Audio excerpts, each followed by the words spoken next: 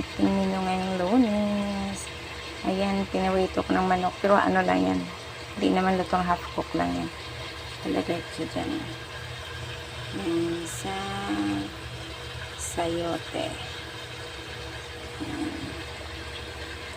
Yan ang ating menu for today. Yan. Tapos, ang repolyo. Yan ang ating menu for today. So, igisa na natin muna yung sayote at repolyo. Tapos, ayan ang kanyang part na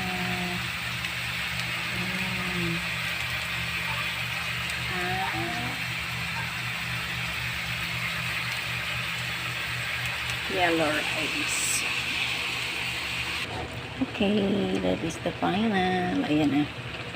Ayan ang aking pinirito ng manok kanina.